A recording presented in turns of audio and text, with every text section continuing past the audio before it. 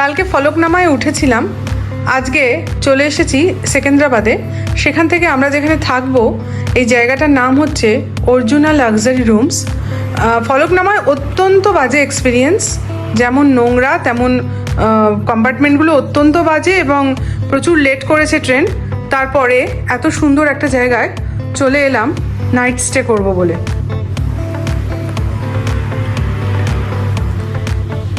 আমাদের যে রুমটা দিয়েছে এটাকে ওরা বলছে পেন্ট হাউস। সত্যি খুব সুন্দর করে সাজানো, প্রত্যেকটা জিনিস খুবই পরিষ্কার পরিচ্ছন্ন।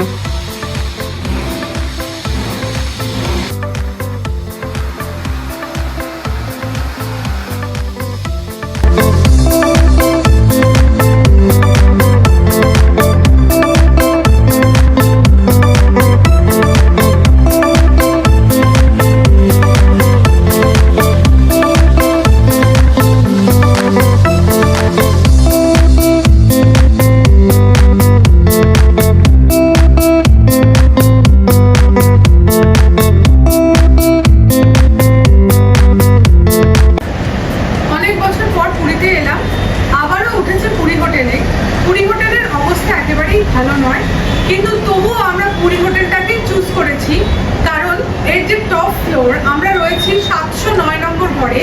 এটা একটা 3 বেডরুম আর হাওয়ায় ভাসিয়ে নিয়ে যাচ্ছে। এত গরমের মধ্যেও এসির কোনো প্রয়োজনই নেই, এত হাওয়া। আর এখান থেকে পুরো সমুদ্রের ভিউটা পাচ্ছি, শুধু এই কারণেই এই হোটেলে উঠেছি।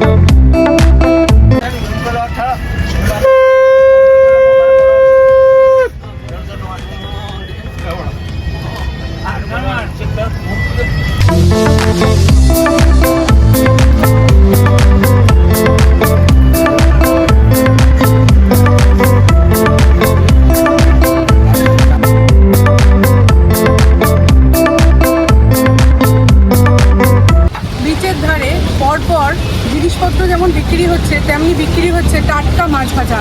আমরাও চলে এসেছি। এইখানে পমফ্রেট 80 টাকা করে, এখানে ভোলা রয়েছে, তারপরে টাটকা ভেটকি, চিংড়ি, চিকেন পকোড়া, যা ইচ্ছে তাই আপনারা খেতে পারবেন।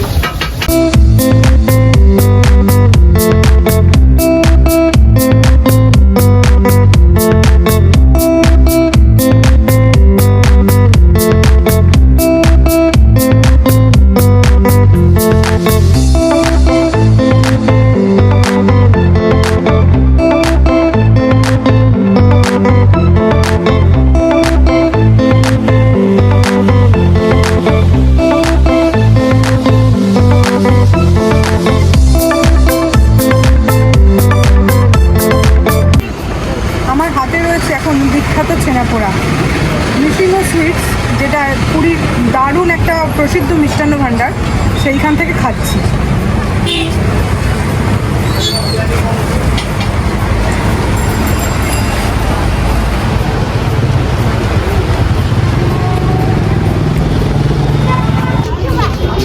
পুরীর বিচে প্রচুর দোকান হয়েছে, প্রচুর স্টল, বিভিন্ন জিনিসপত্র বিক্রি হচ্ছে। আমরা এখন সেই স্টলগুলো দেখছি। খুবই কম দামে 10 টাকা, 20 টাকা, 50 টাকা, 100 টাকায় প্রচুর জিনিস পাওয়া যায়। আর পাওয়া যায় শাঁখের বিভিন্ন সামগ্রী।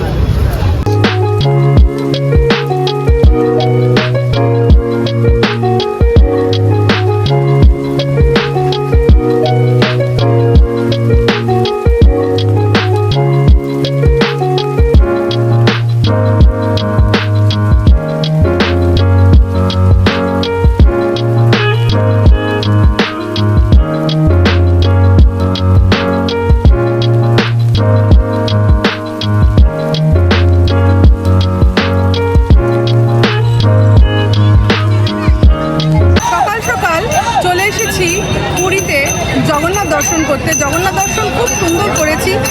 এখন আবার তোমাদের সঙ্গে শেয়ার করছি এই মন্দির চত্বর কি কি রয়েছে, মানুষজন, দোকানপাট। কারণ মন্দিরের ভেতরে মোবাইল বা ক্যামেরা অ্যালাউড নয়। আমি যেখানে দাঁড়িয়ে রয়েছি সেখানে আমার পেছনেই রয়েছে 3টে রথ, রয়েছে তালধ্বজ, বলরামের রথ, জগন্নাথের রথ, নন্দীঘোষ, আর রয়েছে মা সুভদ্রার রথ, দেবদলন।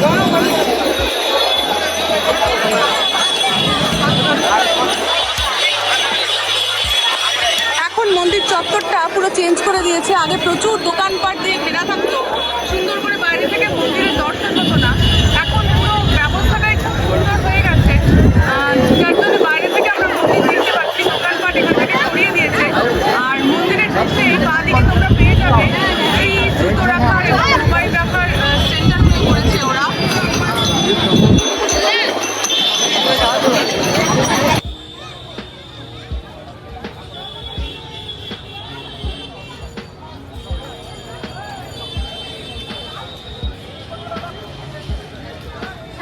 যে রাস্তাটা দেখতে পাচ্ছি এই রাস্তা দিয়েই কিন্তু পুরীর রথ যায়। এখন মন্দির চত্বরটা এত সুন্দর করে দিয়েছে যে সারাদিন যখন খুশি আসে এবং মন্দিরে ঠাকুরের দর্শন করে যায়।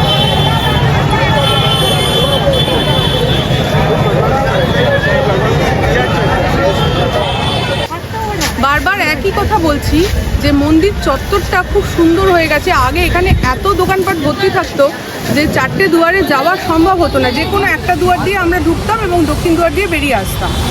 আর এখন 4টে দুয়ারই ওপেন করে দিয়েছে।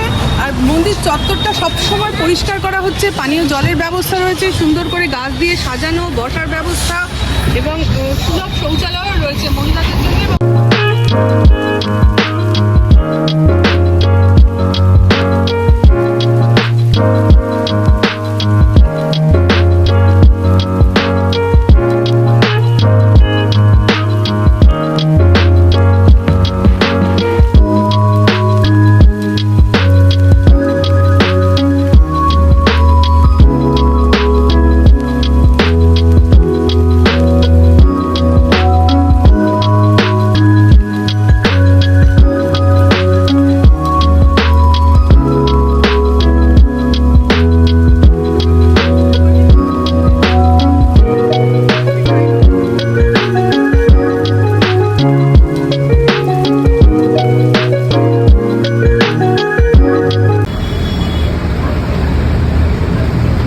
আমাদের কাছে এসেছে জগন্নাথের ভোগ প্রসাদ, মালপোয়া ভোগ।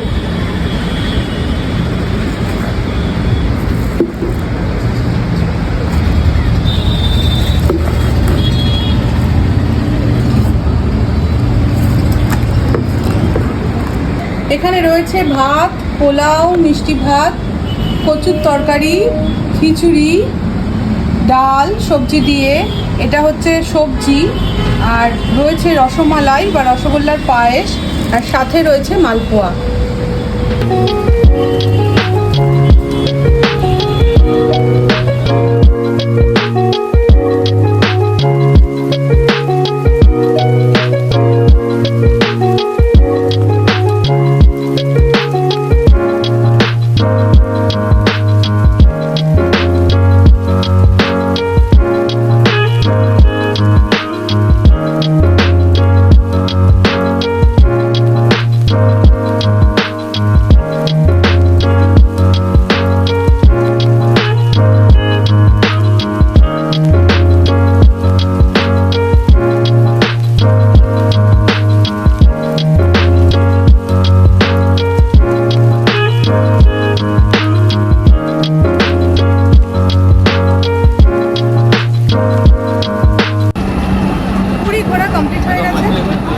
আজকে আমরা ধরছি বন্দে ভারত হাওড়া ট্রেন, বলছে অন টাইমেই আছে, ছাড়বে।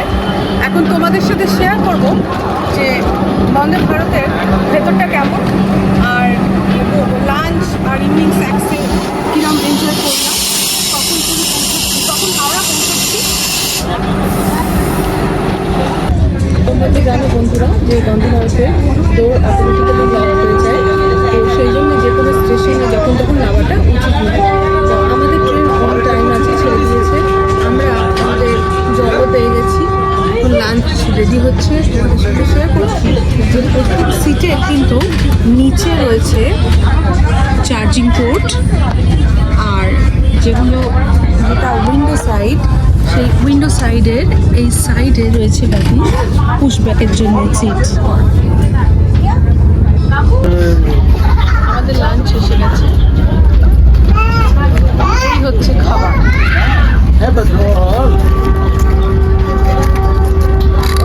অত্যন্ত অসন্তুষ্ট হলাম বন্দে ভারতের এই অবস্থা দেখে। এই ভাত, এই চিকেন কারি, এই দেখুন, এই হচ্ছে চিকেনের অবস্থা, আর এই ডাল, একটা সবজি দিয়েছে শুকনো খোসা, শুধু পটলের খোসা রয়েছে, সাথে দই আর মিক্স। এই হচ্ছে বন্দে ভারতের খাওয়া। দুপুর 2:30 নাগাদ লাঞ্চ হয়ে গেছে, এখন বিকেল 5টা বাজে। খুবই তাড়াতাড়ি চলে এসছে ইভিনিং স্ন্যাক্স।